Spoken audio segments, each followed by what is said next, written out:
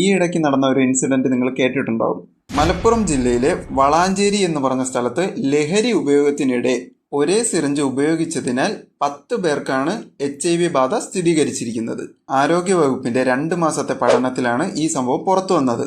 പ്രദേശവാസികളും ഇതര സംസ്ഥാന തൊഴിലാളികൾക്കുമാണ് രോഗം പിടിപെട്ടത്. ഇനി നമുക്ക് HIV വൈറസ് എന്താണെന്ന് നോക്കാം. ഹ്യൂമൻ ഇമ്മ്യൂണോ ഡെഫിഷ്യൻസി വൈറസ് എന്നാണ് ഇതിനെ പറയുന്നത്. റിട്രോ വൈറസ് വർഗത്തിൽപ്പെട്ട ഒരു വൈറസുകളാണ്. നമുക്ക് എങ്ങനെ ഇതിനെ പ്രതിരോധിക്കാമെന്ന് നോക്കാം. സുരക്ഷിതമായ ലൈംഗിക ബന്ധങ്ങൾ, സൂചിയും മറ്റ് മെഡിക്കൽ ഉപകരണങ്ങളും ഒന്നിക്കൂടുതൽ തവണ ഉപയോഗിക്കാതിരിക്കാം. രക്തദാനം ചെയ്യുമ്പോൾ സിറിഞ്ച് മാറ്റുന്നുണ്ടോ എന്നും ഉറപ്പുവരുത്തേണ്ടത് നമ്മളുടെ കടമയാണ്. ഇനി ഈ ഒരു ഇഷ്യൂവിന്റെ പേരിൽ ആരും തന്നെ രക്തദാനം ചെയ്യാൻ മടിക്കരുത്. ഇനി നമുക്ക് എങ്ങനെയൊക്കെ പകരില്ല എന്നുള്ളത് നോക്കാം.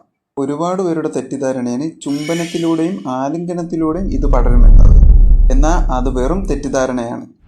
ഒരു തെറ്റിദ്ധാരണയും കൂടെ കണ്ടുവരുന്നുണ്ട്. അതാണ് ശൗചാലയം. ഒരേ ശൗചാലയം ഉപയോഗിക്കുന്നതിലൂടെ HIV പടരുമെന്നത് വെറും തെറ്റിദ്ധാരണയാണ്. കൂടുതൽ ഇൻഫർമേറ്റീവ് വീഡിയോസിനായി നമ്മളുടെ ചാനൽ ഫോളോ ചെയ്യുക.